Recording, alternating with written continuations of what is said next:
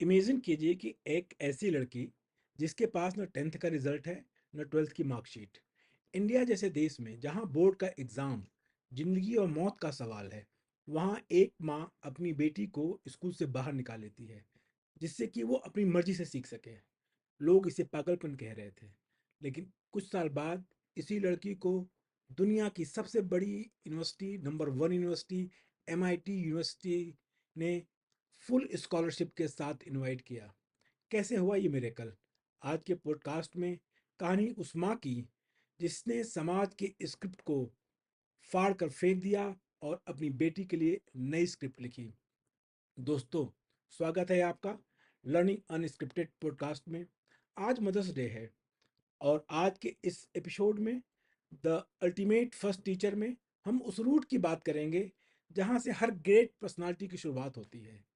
इतिहास गवाह है कि दुनिया के सबसे सक्सेसफुल और पावरफुल लोगों में पीछे किसी स्कूल की बिल्डिंग का रोल नहीं है, उसके पीछे उनकी माँ का विजन रहा है।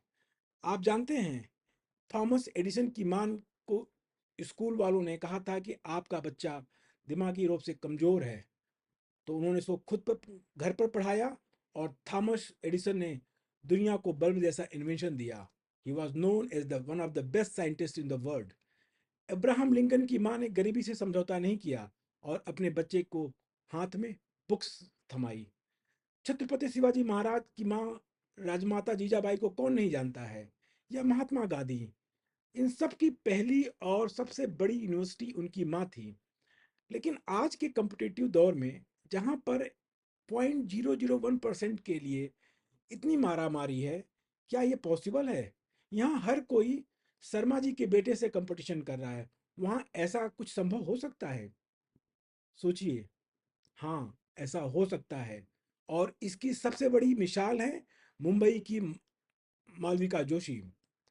मालविका जोशी की कहानी एक फिल्मी कहानी जैसी लगती है। वो मुंबई के एक बहुत अच्छे स्कूल में पढ़ रही थी, सब कुछ नॉर्मल था। लेकिन उनकी माँ सुप्रिया जोशी, जो खुद एक सोशल सेक्टर में काम करती थी, उन्होंने नोटिस किया, जो हम अक्सर अपनी बच्चों में इग्नोर कर देते हैं, कि मेरी बेटी की नॉर्मल पढ़ाई के दौरान उसकी क्यूरियोसिटी खोती जा रही है। उन्होंने एक ऐसा फैसला लिया जिससे उनके रिश्तेदारों ने, आस पड़ोसियों के होश उड़ गए। उन्होंने अपनी बच्ची को 7th क्लास के बाद स्कूल से ड्रॉप आउट करा दिया, यानी उसको स्कूल से निकाल दिया। सुप्रिया जी का मानना था कि एजुकेशन सिर्फ ग्रेड्स लाने के लिए नहीं है, बल्कि दुनिया को समझने के लिए होनी चाहिए। उन्होंने अपनी भी जॉब छोड़ दी और वो अपनी बेटी की को लर्नर बन गई। घर का कोई फिक्स टाइम टेबल नहीं था, कोई रट्टा मारना नहीं था। बच्चे को पूरी फ्रीडम थी। उसको जो एक्सप्लोर करना हो, जैसे पढ़ना हो वो पढ़े, जब न पढ़ना हो न पढ़े, जब खेलना हो खेले, और जो करना हो, डिज़ाइनिंग करना हो, कुकिंग करना हो, कोडिंग करना हो, जो भी करना हो वो अपनी मर्जी के हिसाब से करे। बिना स्कूल के मालविका ने कंप्यूटर प्रोग्रामिंग में अपना पैशन ढूंढ निकाला। क्योंकि उनके पास बोर्ड एग्जाम का कोई प्रेशर नहीं था, तो उन्होंने अपना पूरा टाइम कोडिंग की डेप्थ को समझने में लगा दिया, लॉजिक को समझने में लगा दिया। रिजल्ट क्या रहा? मालविका ने इंटरनेशनल ओलंपियाड इन इंफॉर्मेटिक्स में लगातार 3 साल तक इंडिया को रिप्रेजेंट किया और सिल्वर और ब्रॉन्ज मेडल जीते। लेकिन जब कॉलेज में एडमिशन की बारी आई, तो एकदम इंडियन एजुकेशन सिस्टम आड़े आ गया। आईआईटी जैसी संस्थानों में एडमिशन के लिए 12th पास करना, एक सर्टेन परसेंटेज लाना बहुत ज़रूरी था।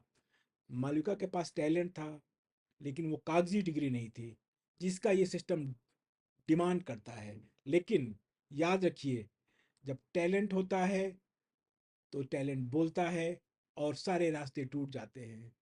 कहते हैं ना, हुनर को कोई रोक नहीं सकता है।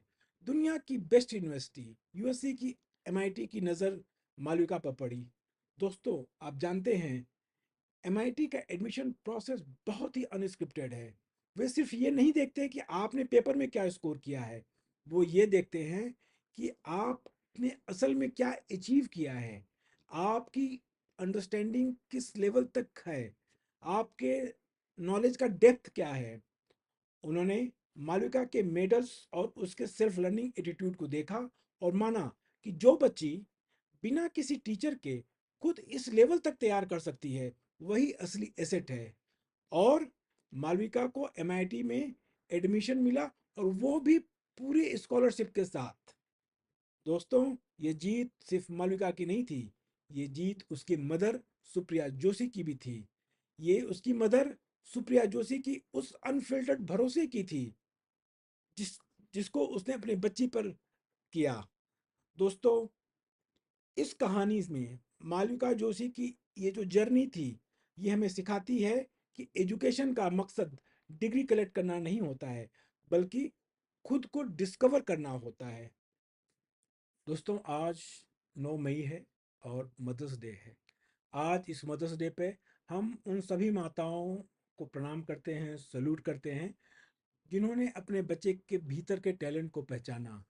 उन्होंने न सिर्फ पहचाना, बल्कि उन्हें निखारने के लिए वो सारे प्रयत्न किए।